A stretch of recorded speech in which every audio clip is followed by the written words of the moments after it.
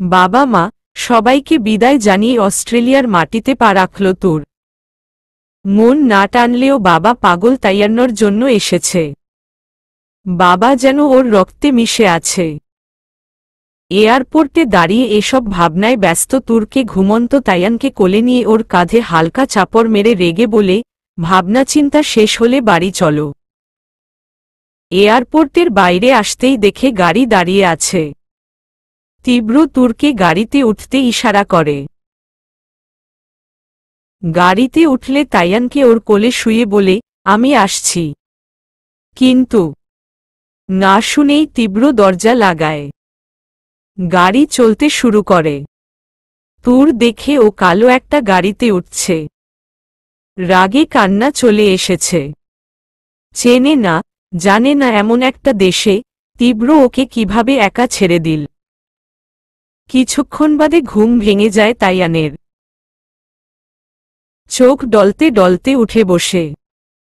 তাপাসি পাপাই কই? তুর রেগে উত্তর দেয়, জানি না। সব সময় খালি পাপাই। অথচ আমাকে মাম্মাম বলে ডাকতেও কষ্ট হয়। হেসে উঠে তাইয়ান। পাপাই ঠিক বলে তুমি আমার পাপাইয়ের সাথে হিংসে করো। বেশ করি। ছেলে না যেন বাবা ভক্ত হনুমান। সারাদিন মায়ের সাথে আর নাম জপপে বাবার। যেন মা নেই। তাইয়ান রেগে বলে, আমার পাপাইকে নিয়ে হিংসে করছ? লাগবে না তোমাকে। পাশ ফিরে মুখ ফুলায় তাইয়ান। তুর নিজেও মুখ ঘুরিয়ে বসে থাকে। দুজনেই চুপ। কিছুক্ষণ বাদে আর চোখে দেখছে তুরকে। তুর রাগী ফেস করে তাইয়ানের অন্তরালে হাসছে। তখনই তাইয়ান নিজে এসে জড়িয়ে ধরে। তুর বলে উঠে, কি হলো? আমাকে তো চাই না।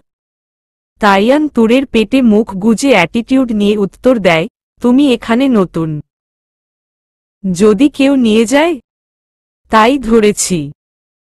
Papai is the best. তুরের মুখ হা। তাইয়ান ওর নিজের ছেলে? সন্দিহান তুর। তুর ফিসফিস করে বলল, যেমন বাবা তেমন ছেলে। একজন আটকে রাখে যাতে যেতে না পারি। আরেকজন জড়িয়ে ধরে থাকে যাতে কেউ নিয়ে যেতে না পারে। সিটে মাথা রেখে তাইয়ানের মাথায় হাত বুলায়। গাড়ি বিশাল এক বাড়ির সামনে থামে। কয়েকজন গার্ডস এসে দরজা খুললে ঘাবড়ে যায় তুর। একজন গার্ডস ইংলিশে বলে, ম্যাম, আপনারা গিয়ে বিশ্রাম নিন। তীব্র আপনাদের স্যার কোথায়? উনি একটা কাজে গিয়েছে। মাথা নাড়িয়ে সম্মতি জানায় তুর। তাইয়ান ঘুমোচ্ছে। কোলে নেওয়া তুরের পক্ষে সম্ভব না হলেও চেষ্টা করল। তখনই তাইয়ান চোখ মেলে বলে, এই জন্য বলেছিলাম বেশি করে খাও। পাপাই তো খেতে দেয়। তবুও শক্তি নেই। তাপাসি থাকবে। তালপাতার সিপাহী হাহা তুমি আসলেই তাপাসি। পাপাইয়ের মতো হতে পারবে না। বলেই খিটখিট করে হেসে দেয়। রেগে যায় তুর। ওর হাত ধরে বাড়ির ভেতর। এতদিন পর তাইয়ান নিজের বাড়ি ফিরেছে। যদিও অন্য বাড়িতেই বেশি থেকেছে। তাই তুরকে ছাড়িয়ে চলে যায়। অনেক কষ্টে ওর নাগাল পেয়ে তীব্রের রুমে নিয়ে যায়। সেখানে ফ্রেশ হয়ে সার্ভেন্টদের দিয়ে যাওয়া খাবার খাওয়ায়। তাইয়ানের মন রাখতে নিজেও কিছুটা খায়। অনেক রাতে তীব্র রুমে ফিরে কিছুটা ভ্রু কুঁচকে বিছানার এপাশোপাশ দেখে নেয়। তুর আর তাইয়ান দুপাশে ভারী মুখে গালে হাত দিয়ে বসে আছে। এই দৃশ্য নতুন না। তাই বিনা বাক্যে ফ্রেশ হতে যায়। কিন্তু ফিরে এসেও একই অবস্থা দেখে ব্যাপারটা ঠিক না লাগলেও চুপ রইল তীব্র। ও আয়নার সামনে দাঁড়াতেই ওদের ইশারায় ঝগড়া করতে দেখে। তীব্র কারণে শব্দ করছে না। তা দেখে রুম থেকে বেরিয়ে যায় তীব্র। পর মুহূর্তে শুরু হয় ঝগড়া। হয়েছে তোর? আমার পাপাই ভালো। কথা তো দূরে থাক দেখল না। কত ভালোবাসা। তাইয়ান রেগে বলে, তোমার তো বর হয়। তোমার সাথে কথা বলেছে? সচকিত হয় তুর, আমি আর তুই এক হলাম? ভেঙচি কাটে তাইয়ান। আমার পাপা। কথা বললে বলবে, না হলে বলবে না। তুমি বলার কে? কারণ তোর পাপা, আমার বর। তোর চেয়ে অধিকার আমার কম না? ওদের কথা দরজার বাইরে দাঁড়িয়ে শুনছে তীব্র। তাইয়ান তাও ঠিক আছে, কিন্তু তুর? নিজের ছেলের সাথে অধিকার নিয়ে তুলনা করছে। এরা নাকি মা ছেলে? তীব্র নিজেও কনফিউজড। তীব্র আবার রুমে এসে গম্ভীরভাবে বলল, আজ কি ঘুমোতে পারি? না হলে কিন্তু। কথাটা শুনেই দুজনে পানতে গিয়ে তীব্রকে মাঝখানে জায়গা করে দিল। অবাক হলেও চুপ রইল তীব্র। শুয়ে পড়ে। শরীরে হাফ হাতা টি শার্ট। বেশ কিছুক্ষণ পর বুঝল জন দিক থেকে ওর দুপাশে। তীব্র কিছু বুঝে ওঠার আগেই ধপাস করে ডানায় শুয়ে পড়ে দুজনে। যেন কম্পিটিশন করছিল কে কার আগে তীব্রের ডানায় শুতে পারে। তীব্র ব্যথা পেলেও রিয়েক্ট করল না। কিন্তু তাতে যে লাভ হল না। কারণ ও সাপ আর বেজি নিয়ে শুয়েছে, যারা মৌনতার সাথে যুদ্ধে নেমেছে। চিমটি যুদ্ধে। কে কার চেয়ে বেশি চিমটি দিতে পারে?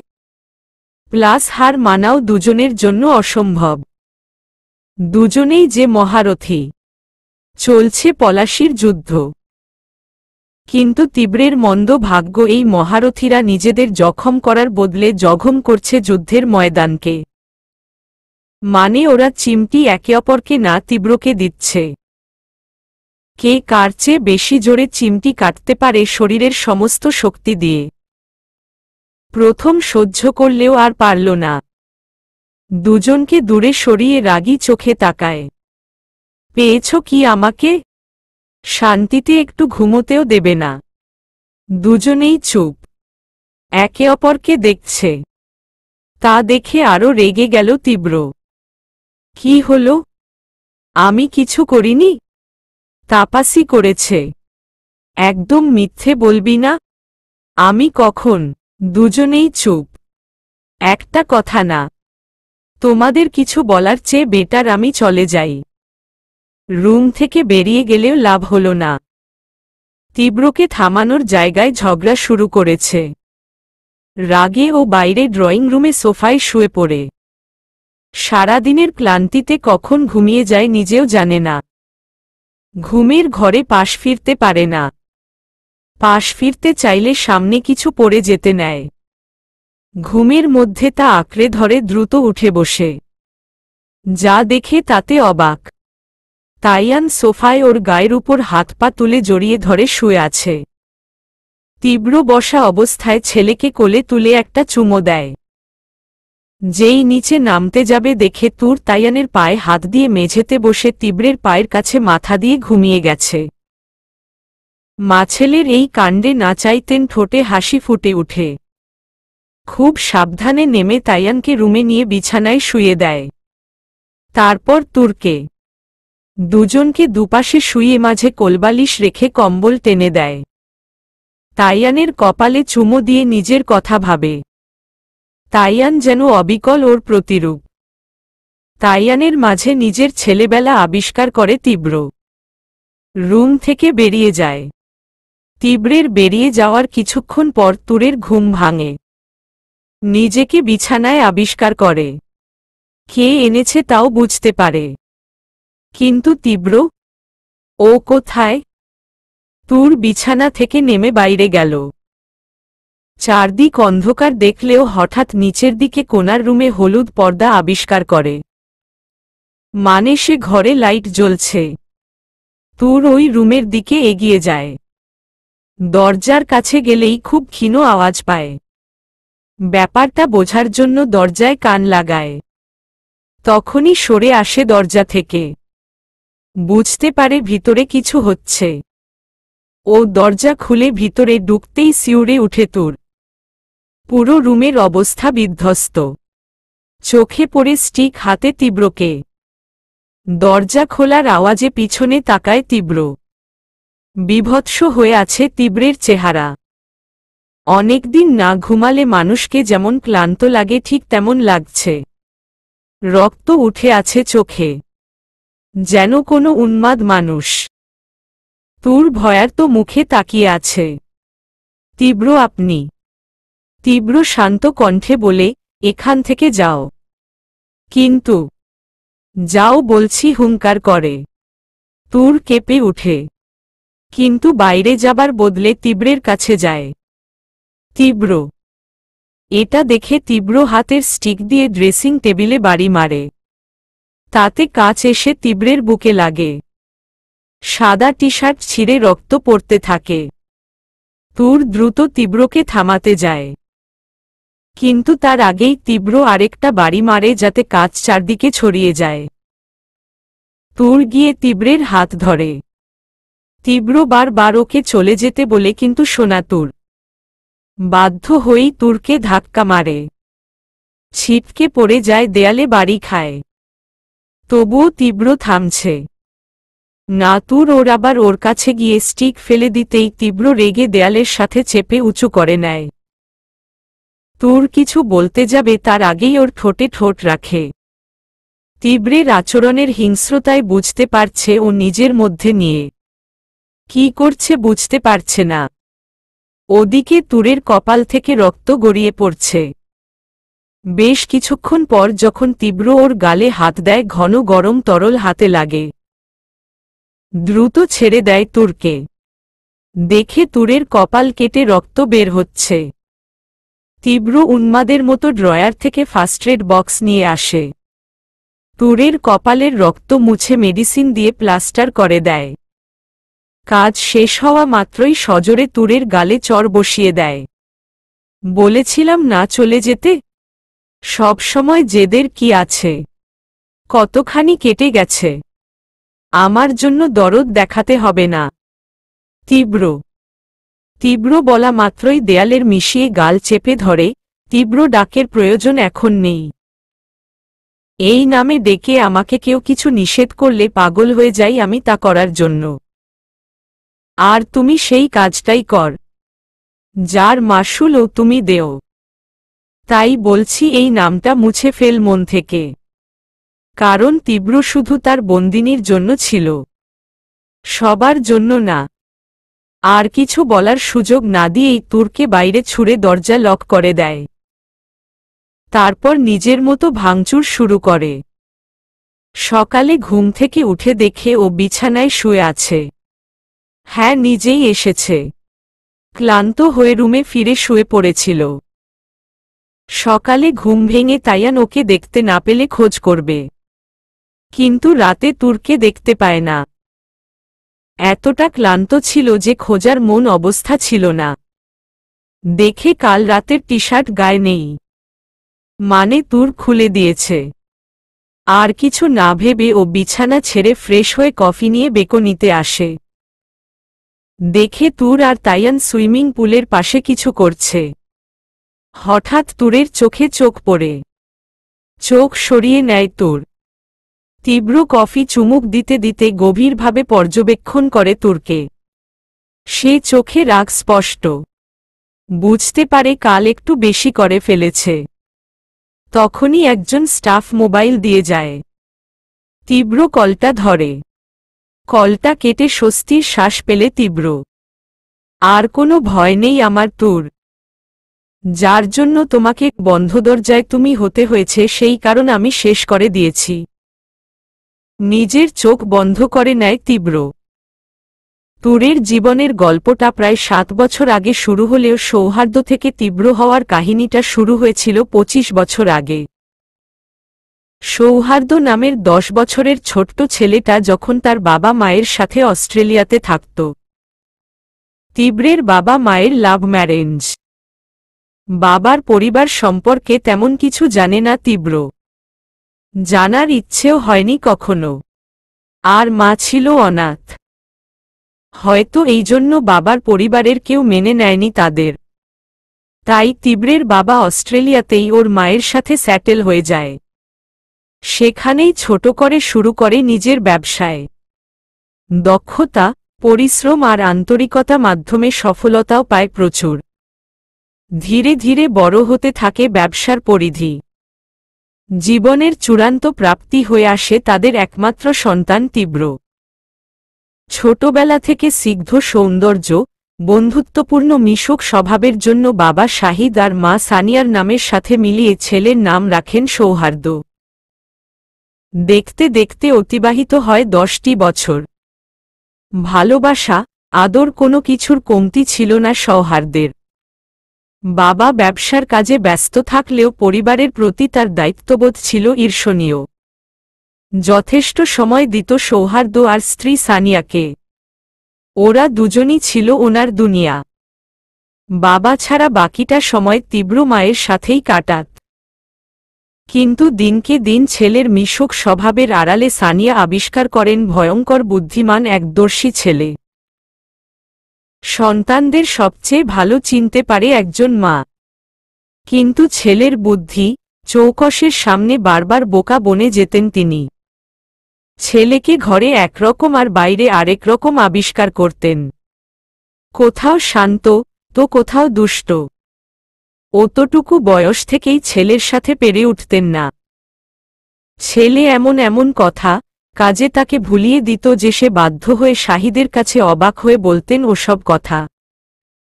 ছেলের চেয়ে বেশি অবাক হতেন স্বামীর কথায়। শাহিদ ছেলেকে কিছু বলার জায়গায় উল্টে ছেলেকে এসব করতে উৎসাহ দিতেন। তাই বারংবার হতাশ হতেন সানিয়া। ছেলের স্বভাব আর বুদ্ধির এমন তীব্রতা দেখে সৌহার্দ্য নামটা তার কাছে বেমানান মনে হতে শুরু করে। কোনো ব্যাপারে ছেলের সাথে পেরে উঠতে না পারলে রেগে গিয়ে সানিয়া সৌহার্দ্যকে তীব্র নামে ডাকত। তীব্র নামে ডাকলেই সৌহার্দ্য বুঝত মা রেগে গেছে। ও আরও বেশি উৎসাহিত হয়ে মাকে রাগাত। ছেলের জ্বালায় অতিষ্ঠ সানিয়া বুঝলেন এই ছেলের সাথে পারা সম্ভব নয়। বাবার আদর, মায়ের খুনসুটি ভরা শাসন আর নিজের দর্শিতায় কেটে যাচ্ছিল ওর সময়। কিন্তু কথায় আছে মানুষের জীবন নদীর স্রোতের মতোই প্রবাহমান। কখনো তা একদিকে স্থির নয়। নদীর গতিপথের মতোই ওদের সুখের জীবনের আসে বাঁক। যেই বাঁকে প্রবল স্রোতের গ্রাসে ভেসে যায় সবকিছু। একদিন সন্ধ্যার দিকে খেলা শেষে বাড়ি ফিরলে ড্রয়িং রুমে একজন মহিলাকে দেখতে পায় তীব্র। মহিলাটিকে চেনে ও। এর আগেও কয়েকবার এসেছে। তিনি একজন অস্ট্রেলিয়ান। নাম ন্যান্সি। সানিয়ার বান্ধবী। অদ্ভুত হলেও সত্যি মায়ের বান্ধবী হওয়া সত্ত্বেও তীব্রের সাথে কখনো আলাপ হয়নি তার। কখনো ডাকেনি তীব্রকে নিজের কাছে। শাহিদ বাড়ি না থাকলে তিনি এসে সানিয়ার সাথে দেখা করে চলে যেত। কিন্তু এবার তীব্রকে দেখে ন্যান্সি কাছে ডাকে। ও ন্যান্সির কাছে গেলে উনি তীব্রকে জড়িয়ে ওর ভরা গালে চুমো দেয়। হঠাৎ মহিলার এমন পরিবর্তনশীল ব্যবহারে কিছুটা নির্বোধ হয় তীব্র। মায়ের মুখটা অদ্ভুত ভয়ার্ত হয়ে আছে। মাকে এর আগে এভাবে দেখেনি তীব্র। ন্যান্সিকে ছাড়িয়ে সানিয়ার কাছে যেতে চাইলে ন্যান্সি বাঁকা হেসে ইংরেজিতে বলে, সেদিন যদি আমি না চাইতাম তাহলে আজ এই কিউট ছেলেটা আমাকে মা বলে ডাকত। তাই না সানিয়া? ন্যান্সির এমন কথায় সানিয়া তীব্রকে দ্রুত নিজের কাছে নিয়ে আসে। ছোট তীব্র পুরো কথার মানে উদ্ধার করতে না পারলেও মাকে দেখে বুঝেছে সে ভয় পেয়েছে। তীব্র কিছু জিজ্ঞেস করার আগেই সানিয়া ওকে সামনের রুমে রেখে বাইরে থেকে দরজা বন্ধ করে দেয়। তীব্র দরজা বাড়ি দিলেও দরজা খুলল না সানিয়া। তীব্র দরজা থেকে জানালার সামনে গিয়ে দেখার চেষ্টা করল কি হচ্ছে। দেখতে পেলেও কিছু শুনতে পেল না। জানালাও লক করা ছিল।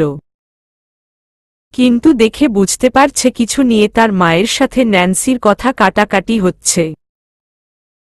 এক পর্যায়ে সানিয়া বিরক্ত হয়ে হাত দেখিয়ে ন্যান্সিকে বাইরে যেতে ইশারা করে নিজের মাথা চেপে ধরে।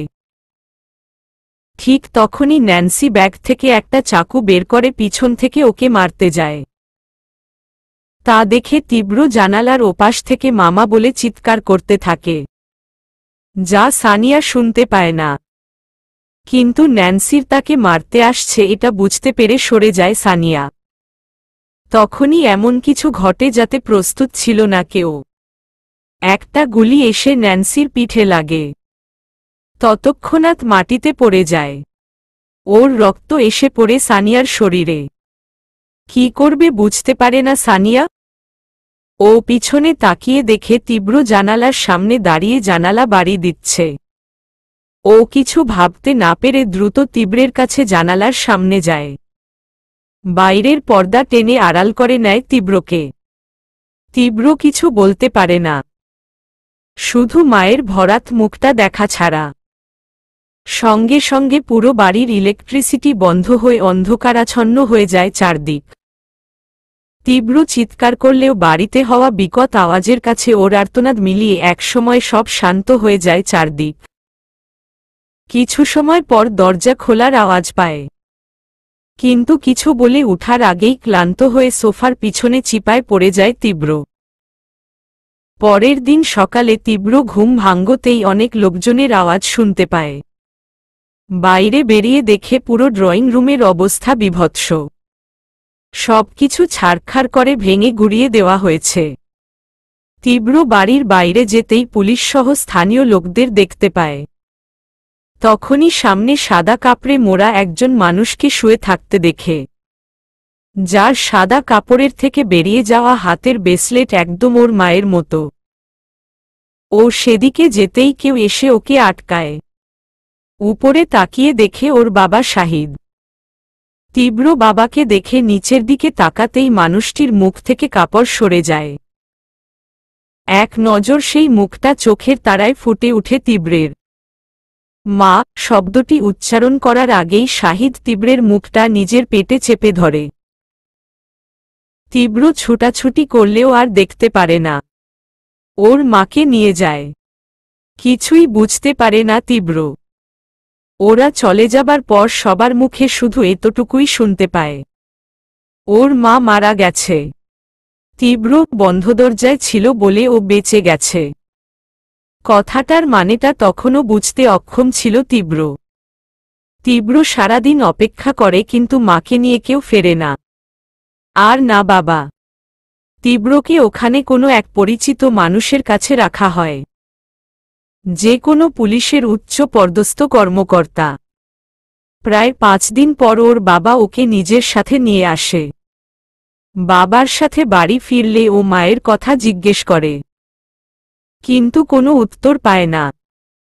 হাজারটা প্রশ্নের পর শুধু এইটুকুই উত্তর পায়, ওর মা আর ফিরবে না। আর কথা হয় না বাবার সাথে। সেখান থেকেই বদলে যায় তীব্রের জীবনটা। বাবার মাঝে আবিষ্কার করে অন্য কাউকে। বাবা বাড়িতে ফিরলে তীব্র মায়ের কথা জিজ্ঞেস করত, কিন্তু তিনি উত্তর দিতেন না। একদিন রাতে তীব্রের ঘুম ভেঙে গেলে দেখে তার বাবা ড্রিঙ্ক করে মায়ের ছবি ছুরি দিয়ে কাটছে। কিছুই বুঝতে পারল না তীব্র। পরের দিন সকালে ঘুম ভাঙলে বাবাকেও দেখতে পায় না। রাতে শাহিদ বাড়ি ফিরলে তীব্র ভয় নিয়েই দরজার কাছে এসে দাঁড়ায়। ছেলেকে ওভাবে দেখে শাহিদ ছেলের কাছে গিয়ে কোলে নেয়। জিজ্ঞেস করে কি হয়েছে। তীব্রের উত্তরটা সেদিন নাড়িয়ে দিয়েছিল শাহিদকে। আচ্ছা বাবা, আমি বন্ধ দরজায় ছিলাম বলেই আমাকে ওরা নিয়ে যায়নি। মা যদি আমার সাথে থাকতো তাহলে মাকেও ওরা নিয়ে যেতে পারত না। আর তুমিও রাগ করতে না। কথাটা শুনে নিজেকে ধরে রাখতে পারেনি শাহিদ। তীব্রকে জড়িয়ে কেঁদেছিল খুব। তীব্র প্রথম তার বাবাকে কাঁদতে দেখেছে, কিন্তু কেন বোঝেনি। তার কয়েকদিন পর শাহিদ ম্যানেজারের সাথে, তীব্রের বর্তমান ম্যানেজার, ওকে বাংলাদেশে পাঠিয়ে তার পরিচিত এক লোকের কাছে রাখে তীব্রকে। সে আর কেউ নয়, তায়ানের বাবা। নিজের সবকিছু হারিয়ে এদেশে এসে পায় তায়ানকে। আত্মার সম্পর্ক গড়ে উঠে ওর সাথে। কিন্তু তারপর থেকে বাবার সাথে আর কোনো যোগাযোগ হয়ে ওঠে না তীব্রের। শুরু হয় নতুন পথচলা। স্কুলে এসে তায়ানের সাথে পায় অরুণ।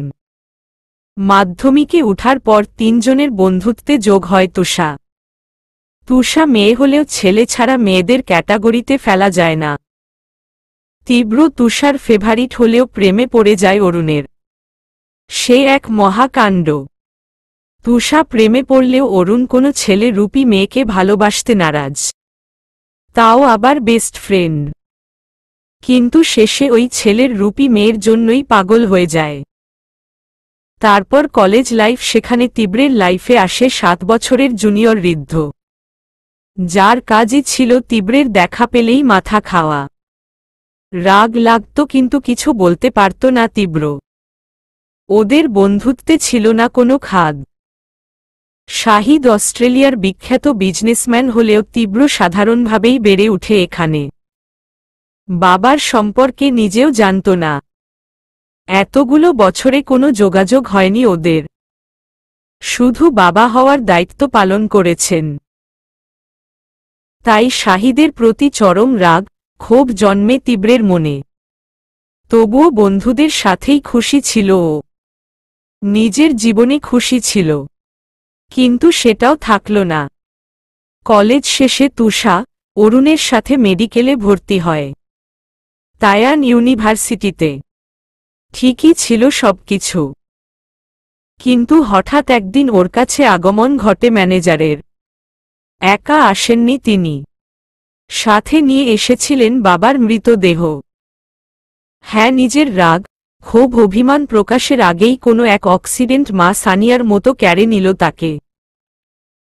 উনার শেষ ইচ্ছে অনুযায়ী তাকে নিয়ে আসা হয় স্ত্রী সানিয়ার কবরের পাশে মাটি দেওয়ার জন্য। কিন্তু দুর্ভাগ্য ছিল তীব্রের ছেলে হিসেবে নয়। বাবার কবরে মাটি দিয়েছিল ম্যানেজারের পরিচিত মানুষ হিসেবে। বাবার অন্তিমকার্য শেষ করে আসলে ম্যানেজারের কাছ থেকে তীব্র সবটা জানতে পারে। মায়ের মৃত্যু, বাবার অবহেলা, তীব্রের এখানে আসার কারণ। সানিয়াকে শাহিদ ভালোবাসলেও প্রেমিকা ছিল ন্যান্সি। একই ভার্সিটিতে পড়ত দুজন। অরিয়েন্টেশনে শাহিদের কাছে ন্যান্সির সেল নাম্বার আসে। সেখান থেকেই ন্যান্সির সাথে ভার্চুয়াল প্রেম গড়ে উঠে শাহিদের। ন্যান্সি শাহিদকে দেখলেও শাহিদ দেখেই বিয়ে করতে চায় ন্যান্সিকে। কিন্তু ন্যান্সির বিয়ে করার মতো মানসিকতা ছিল না। তবে ও বুঝতে পেরেছিল বেস্ট ফ্রেন্ড সানিয়া শাহিদের প্রতি ফুটবল ভালোবাসে শাহিদকে। এটা নিয়ে ন্যান্সি জঘন্য গেম খেলে সানিয়ার সাথে, নিজেকে শাহিদের প্রেমিকা জানিয়ে বিয়ে করতে বলে। পরিবর্তে শর্ত স্বরূপ সানিয়াকে ওর কথা মতো চলতে হবে। সরল সানিয়া ভালোবাসার মানুষকে পাবার আশায় কি হবে চিন্তা না করেই রাজি হয়ে যায়। শাহিদও পেয়ে যায়, নিজের মনের মতো ভালোবাসার মানুষকে পায়। পরিবারের বিরুদ্ধে গিয়ে বিয়ে করে সানিয়াকে। ন্যান্সি শাহিদের চেয়ে ধনী কাউকে বিয়ে করতে চাইত। আর বাড়ি থেকে বিতাড়িত শাহিদ সানিয়াকে নিয়ে প্রচুর কষ্ট করে। শেষ পর্যন্ত গুছিয়ে নেয় নিজেকে। সেটাই কাল হয়ে দাঁড়ায় সানিয়ার জন্য। ন্যান্সি ব্ল্যাকমেইল শুরু করে এটা নিয়ে। সানিয়া শাহিদকে হারানোর ভয় মেনে নেয় সবকিছু। পূরণ করে ন্যান্সির সব রকম আবদার। সেদিন ন্যান্সি টাকার জন্যই এসেছিল। কিন্তু সানিয়া দিতে রাজি হয়নি বিধায় কথা কাটাকাটি হয়। আর ন্যান্সি মারতে যায় ওকে। কিন্তু গুলি লাগে ওর পিঠে। গুলি লাগার কারণে বেঁচে যায়। সব সত্যিটা জানতে পারে শাহিদ। প্রচণ্ড ঘৃণা হতে তার ভালোবাসার মানুষের উপর, যার জন্য পরিবার ছাড়ল, কষ্টকে বরণ করল, ভালোবেসে 10 বছর সংসার করল, সেই মেয়েটার মৃত্যুর পর জানতে পারল তাদের সম্পর্কের ভিতটাই মিথ্যে ছিল। সানিয়া ওর প্রেমিকা ছিল না, তার চেয়েও বেশি যন্ত্রণাদায়ক ছিল কেন ও সত্যিটা বলল না। 10 বছরে এতটুকু বিশ্বাস করতে পারেনি যত বড় অন্যায় ও করুক মাফ করার ক্ষমতা শাহিদ রাখে। ব্যাপারটা নাড়িয়ে দিয়েছিল তীব্রকে। ন্যান্সির মতো মানুষের লোভ আর মায়ের দুর্বলতা জন্য বাবাকে ধোকাটা মানতে পারেনি তীব্র। সেখান থেকেই মেয়েদের প্রতি চরম বিদ্বেষ কাজ করত ওর মনে। তবে তীব্রকে এখানে আনা আর ওর মায়ের মৃত্যুর কারণ ছিল শাহিদের ব্যবসায়ের শত্রুতা। সেদিন যদি সানিয়া স্বেচ্ছায় বাইরে না থাকত তাহলে তীব্রকে ওর সাথে মরতে হতো। সানিয়াকে বাঁচাতে না পারার ব্যর্থতায় শাহিদ ভেঙে পড়েছিল। তখন ম্যানেজারের কথায় তীব্রকে বাঁচানোর জন্য নিজের থেকে দূরে পাঠিয়ে দিয়েছিল। ওনার মতো কারো সন্তান এখানে বড় হবে সেটা সবার ধারণার বাইরে ছিল। তীব্রের সেফটির জন্য তাই নিজেও কাছে আসেনি, দূর থেকে দেখেছে, যাতে ওকে স্বাভাবিকভাবে বড় হতে দিতে পারে, নির্ভয়। ছেলে ম্যাচুয়ার্ড হওয়ার আশায় দিন গোনা শাহিদকে তীব্রের হাতে সবকিছু বুঝিয়ে দেওয়ার আগেই আবার সেই শত্রুতার বলি হয়ে চলে যেতে হয়। শাহিদের কোনো অ্যাক্সিডেন্ট হয়নি, ওকে মারা হয়েছিল। বদলে যায় তীব্র, নিজের পড়া শেষ করে, ম্যানেজার ওখানের বিজনেস সামলায়। সর্বক্ষণ সাথে থাকায় অরুণ চেনা সৌহার্দ্যের মাঝে আবিষ্কার করে নিষ্ঠুর কাউকে। অনেক চেষ্টা করেছে, জানতে পারেনি তার কারণ। তখন থেকেই তীব্রের সৌহার্দ্য নামটা ঢাকা পড়ে। এই নামে ডাকালে নিজেকে ফুটবল মনে করত তীব্র। ডাক্তারি শেষ করে অস্ট্রেলিয়াতে যায়, নিজের সবকিছু বুঝে নেয়। বাংলাদেশে গড়ে তোলে নিজস্ব হাসপাতাল, সবকিছুই নিজের মতো করে তৈরি করে। পরিচিতি গড়ে তোলে ড রায়হান বা এসআর নামে। সবকিছুই ঠিক ছিল, কিন্তু আবার তীব্রের সাজানো জীবনে আসে নতুন ঝড়। তোয়ার জন্য তায়ানের মৃত্যুদশা, জীবনের থাকা সবচেয়ে প্রিয় মানুষের এই অবস্থা। ভালোবাসার নামে আবার সেই ধোঁকা। মেনে নিতে পারে না তীব্র। ওর মা ভালোবাসার জন্য বাবাকে ধোঁকা দিয়েছিল, তোয়ার ভালোবাসাই ছিল একটা ধোঁকা। আর এই জন্যই বিয়ের দিন তোয়াকে কিডন্যাপ করে ওই রকম এক জঘন্য শাস্তি দিতে চেয়েছিল। কিন্তু তোয়ার জায়গায় এসে পড়ে তুর। সেখান থেকেই শুরু হয় তীব্রের জীবনের নতুন অধ্যায়। তুর শুধুমাত্র অপ্রত্যাশিত একটা ভুল ছিল তীব্রের জীবনে, এমন একটা ভুল যা শুধরানো সম্ভব ছিল না। ওকে ফিরিয়ে দিলে তোয়াকে আটকানো যেত না, বাধ্য হয়েই নিজের কাছে রেখে দেয়। তুরের কোনো ক্ষতি করার মানসিকতা ওর ছিল না। কিন্তু ওর বোনের জন্য তায়ানের এই অবস্থা, তার উপর তুরের গোঁড়ামি, জেদ, অবাধ্যতা না চাইতেও বাধ্য করেছে তুরের উপর নিজের রাগ, হতাশা প্রকাশ করতে।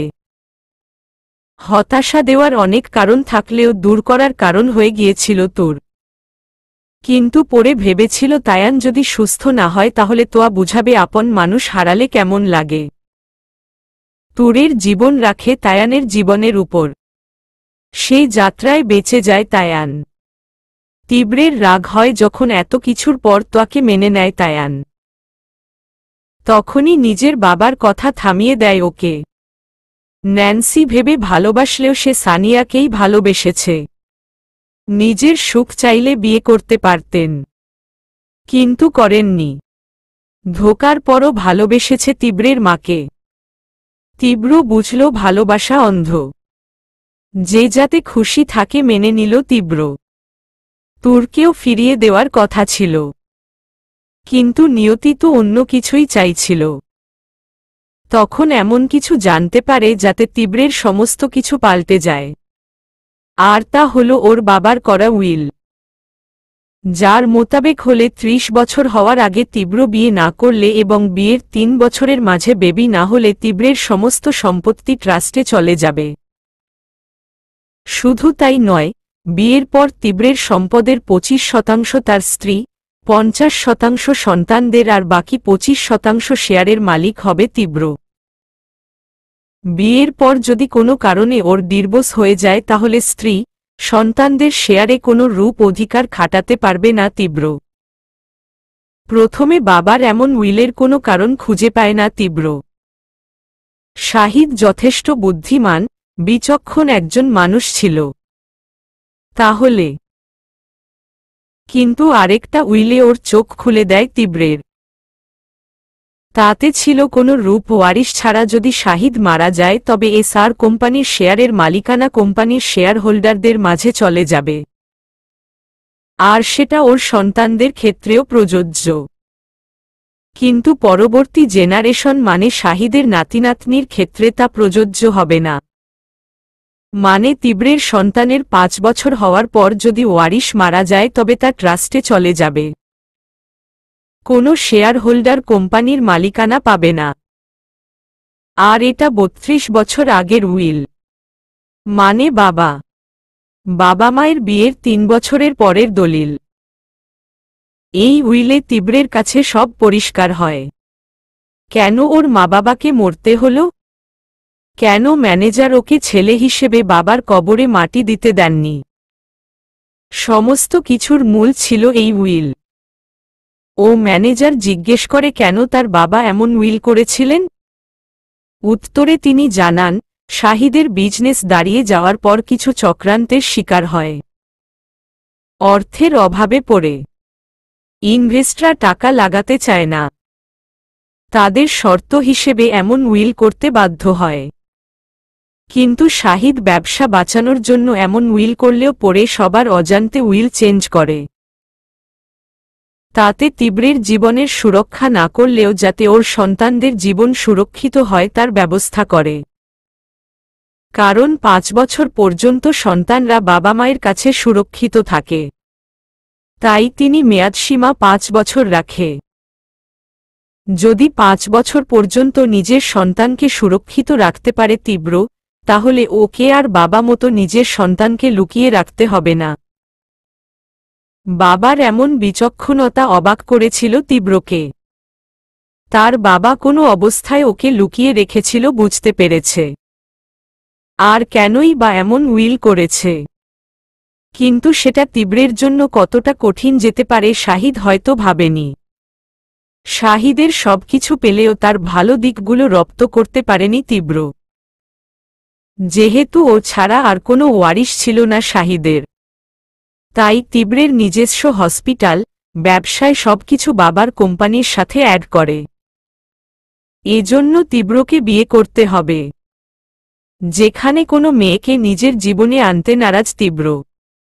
সন্তান তো অনেক দূরের ব্যাপার, কি করবে কিছুই বুঝতে পারছিল না। যাকে বিয়ে করবে সে যদি তোয়া বা ন্যান্সির মতো হয়, নিজ স্বার্থ বোঝে, তবে বিয়ের পর যদি মেয়েটা লোভে পড়ে বা অন্য যে কোনো কারণে ওকে ছেড়ে দেয়, হিসেবে সন্তানদের কাজটারই মা পায়। তাহলে সব কিছুর দিক হারিয়ে যখন ক্লান্ত তীব্র, তখন আশার কিরণ হয়ে দাঁড়ায় তুরকে ফিরিয়ে দেওয়ার ভাবনা সেখানেই শেষ হয়ে যায়। তুরের প্রতি আকর্ষণ, না চাইতেও ওর কাছে যাওয়া, ওকে ছোঁয়া, বারবার না চাইতেও ওর নেশায় জড়িয়ে যাওয়া, আর এত কিছুর পর তীব্রের প্রতি ফুরবল হয়ে পড়ায় নিজের লক্ষ্য পূরণের রাস্তা বানায় তুরকে। তুরের সাথে বিয়ের রেজিস্ট্রি পেপার আর একটা বেবির দরকার ছিল তীব্রের, তা যে কোনো মূল্যে। জন্মদিনে তুরকে শুধুমাত্র ভয় দেখানোর জন্য ফিজিক্যাল রিলেশনের কথা বললেও তায়ান সুস্থ হওয়ার পর যখন ও তুরের কাছে যায় তখন সেটা নিজের প্রয়োজনে বাধ্য হয় করতে। শুরু হয় তীব্রের মাইন্ড গেম। কয়েকদিনের বন্দিনী থেকে তুরকে বন্ধ দরজায় তুমি করার চেষ্টা, রোবোক্যাট যা তুরের একাকিত্ব দূর করার জন্য রেখেছিল। কিন্তু নিজ স্বার্থে সেটা দিয়েই তুরের মনে ওর ভালো লাগাটা ভালোবাসার রূপ দিতে বাধ্য করে। যেহেতু আগে থেকেই তুর তীব্রের প্রতি ফুরবল হয়ে গিয়েছিল, তাই খুব সহজে নিজের কার্য হাসিল করতে পারে। তুরকে নিজের কাছে চিরদিনের জন্য রাখার ইচ্ছে ছিল না, আর না স্বার্থ হাসিলের পর ছুঁড়ে ফেলার। বেবি হওয়ার পর সত্যিটা জানিয়ে তুরের সিদ্ধান্তের উপর ছাড়তে চেয়েছে। তুর ওর সাথে থাকবে নাকি চলে যাবে, তবে ওর সাথে জোর করে কোনো সম্পর্কে জোড়াতে চায়নি তীব্র। যা হবে সেটা দুজনের সম্মতিতে করতে চেয়েছিল, তবে সেটা এমনি এমনি কোনোদিন সম্ভব না। তাই তুরকে সেদিন মেডিসিন, যা অরুণের হাতে পড়েছিল, দিয়েছিল। মেডিসিনটা এমন ছিল যাতে তীব্র যা বলবে তাই তুরের কাছে সত্যি বলে মনে হবে। সবকিছু ইমাজিন করলেও সবটা বাস্তব বলে মনে হবে। তুরকে সে রাতে পেপারে সই করাই, আর এমন ব্যবস্থা করে যাতে তুর মেনে নিতে বাধ্য হয় ও তীব্রের সাথে স্বেচ্ছায় ফিজিক্যালি ইনভলভ হয়েছে। তার পরের দিন তীব্র বিয়ের সমস্ত কিছু কমপ্লিট করে ফিরে যায় তুরের কাছে। তুরকে নিজের মুক্ত জীবনের স্বাদ দিয়ে তুরের সম্মতিতে আপন করে নেয় তুরকে। যেহেতু তুর ভেবেছে তীব্র আগেই ওর সাথে জড়িয়েছে, তাই এবার আর বাধা দেয় না। সবকিছুই তীব্রের মন মতোই হচ্ছিল। তুরের সাথে স্বামী স্ত্রীর স্বাভাবিক সম্পর্ক বজায় রাখে তীব্র, কিন্তু হঠাৎ কোনো এক অজানা চাওয়া গ্রাস করে ওকে। স্বার্থের জন্য প্রথমে বাধ্য হলেও তুরের সাথে কাটানো 1 মাসে তা প্রয়োজন হয়ে যায়। স্বার্থ শেষে তুরকে মুক্তি দেওয়ার মানসিকতা থাকলেও কোথায় যেন তা হারিয়ে যায়। লক্ষ্যের রাস্তাই জীবনের মানে হয়ে যায় তীব্রের জন্য। বুঝতে পারে তুরের প্রয়োজন কিছুদিন না, সারা জীবনের জন্য হবে ওর। প্রয়োজন যখন অনন্তকালের, তখন তা চিরস্থায়ী করাই উত্তম। আর যদি হয় সম্পর্ক, তবে তা দুজনের চোখে বৈধতা দেওয়া।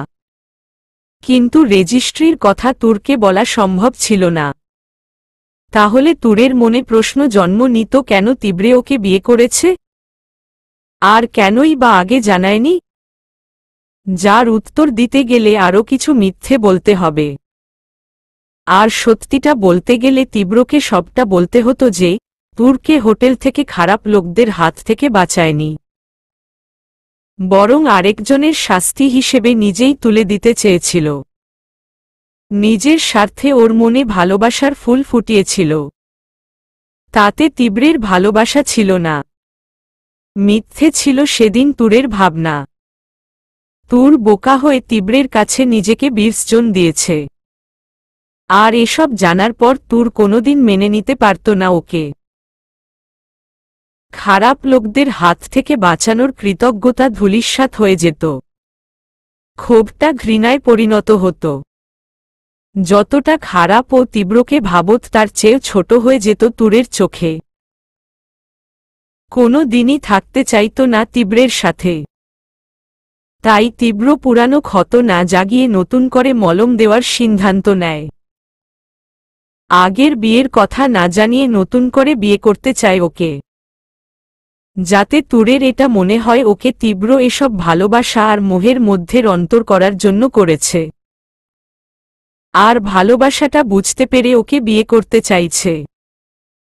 যদিও তীব্র জানত তুর ওকে কাছে আসতে বাধা না দিলেও মেনে নিতে পারেনি, কিন্তু তাতে তীব্রের যায় আসত না। অভিনয়, ইচ্ছে অনিচ্ছে বা বাধ্যতা, তীব্রের শুধু তুরকে চাই। তাই ভালো থাকার অভিনয় করা তুরের সবকিছুতে সায় মেলায় তীব্র। সম্পর্ক যেহেতু স্বাভাবিক করতে চেয়েছে, তাই বিয়ে করে ওর বাবা মায়ের কাছে ফিরিয়ে দিতে চেয়েছিল ওকে, যাতে ধীরে ধীরে মেনে নেয় তীব্রকে। তাই তুরের কথায় বিয়ের জন্য বাংলাদেশে আসে তীব্র। কিন্তু তীব্রের সমস্ত পরিশ্রম, চাওয়া পাওয়া, সাধনা ব্যর্থ করে পালিয়ে যায় তুর। তখন থেকেই শুরু হয় তুরকে পাওয়ার পাগলামি। তুরের মূল্যটা বুঝে পাগল হয়ে যায় তুরকে ফিরে পাওয়ার জন্য। তাই তুর ওকে শর্ত দিলে লোভে পড়ে তুরের পাতা ফাঁদে পা দেয় তীব্র। তুরের কারণে তীব্রকে পুলিশ গ্রেফতার করলে সবার নজরে এসে যায় তুর। কিন্তু গোপনে বিয়ে, তুরের জন্য হওয়া বদনামের কারণে তীব্রের শত্রুদের কাছ থেকে তুরের ক্ষতি নিয়ে আশঙ্কা থাকে না। তাই তুরের মন রাখতে চলে যায় জেলে। কিন্তু শুনানির পর তুরের প্রেগন্যান্ট হওয়ার খবরটা জানতে পেরে আনন্দে আর্তহারা হয়ে যায় তীব্র। লক্ষ্য পূরণের নয়, বাবা হওয়ার আনন্দে পাগল হয়ে গিয়েছিল তীব্র। কিন্তু তুরের মুখে বেবি এবোর্ডের কথা খুশিটা মুহূর্তেই বিষে পরিণত হয়। ক্ষেপে যায় তীব্র।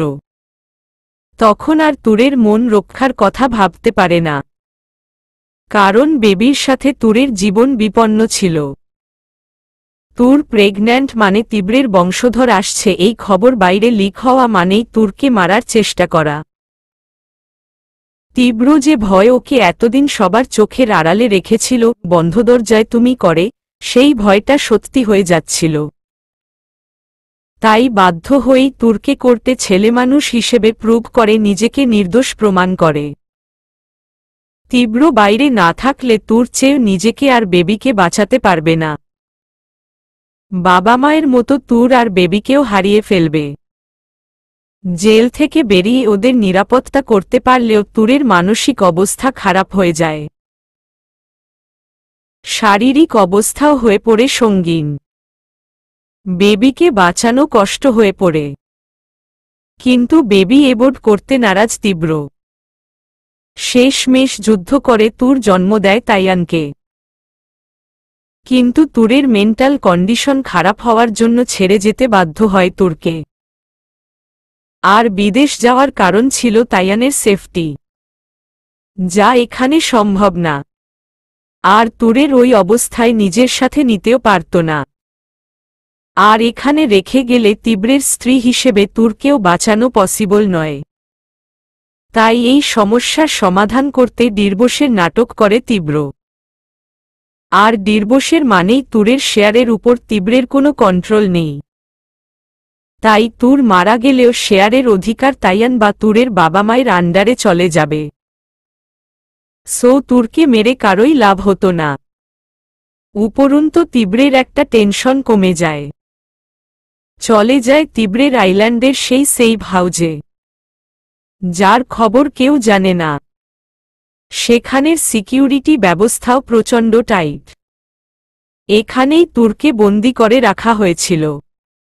সেখানে নিরাপদে বেড়ে উঠতে থাকে তাইয়ান। তুর সুস্থ হবার পর দেশে ফিরে আসতে চায়, কিন্তু তাইয়ানের অসুস্থতার জন্য পারেনি। তাইয়ানের সুস্থ হবার পর কোনো রিস্ক নিতে চায়নি তীব্র। তাইয়ানকে নিয়ে প্রথমে নিজের কাজ করলেও তাইয়ান হাঁটা শেখার পর তাইয়ানকে সেফ হাউজের বাইরে নিয়ে যায়নি। কারণ বাইরে তীব্রকে বেশ কয়েকবার মারার চেষ্টা হয়েছিল। তাই দেশে ফেরার জন্য তাইয়ানের 5 বছর হওয়ার অপেক্ষা করে তীব্র। জীবনের সমস্ত প্রতিকূলতা কাটিয়ে 5 বছর পর সবটা স্বাভাবিক হয়ে আসে। এখন আর টাকার জন্য ওদের জীবন অরক্ষিত নয়। এসআর কোম্পানির কোনো ওয়ারিশ না থাকলে তীব্রের শেয়ার ট্রাস্টে চলে যাবে। তাই দেশে ফিরে আসে তীব্র। তাইয়ানকে মা আর সৌহার্দ্যকে নিজের কাঙ্ক্ষিত ফিরিয়ে দেবার জন্য। কিন্তু তুরের এমন অবস্থা, এত কিছুর পর নতুনভাবে সব তৈরি করার মতো শক্তি থাকে না তীব্রের। ক্লান্ত হয়ে পড়ে। তাই ঠিক করে চলে যাবে তাইয়ানকে নিয়ে। কিন্তু এয়ারপোর্টে তাইয়ান মা চায় নিজের মায়ের চেয়ে আপন কেউ হতে পারে না। তাই ছেলের জন্য নিজের রাগ অভিমান ভুলে তুরকে কাছে টেনে নিতে চায়। তার চেয়েও বড় কথা তীব্র নিজেও যে তুরের থেকে দূরে থাকতে পারবে না। তাছাড়া তুরের এই অবস্থার জন্য দায়ও এড়াতে পারে না। আগেরবার তাইয়ান আর তুরকে বাঁচানোর জন্য বন্ধ দরজার বন্দিনী করতে চেয়েছিল। কিন্তু এবার তুরের কাছ থেকে নিজের না পাওয়া ভালোবাসা, চাওয়া পাওয়া, আকাঙ্ক্ষা আদায় করে নিয়ে তুরের ভালোবাসার সাগরে ডুবে তুরকে বন্ধ দরজার তুমি করতে। তবে তা নিয়ে শঙ্কিত তীব্র। সবার মতো করে ভালোবাসতে পারবে না।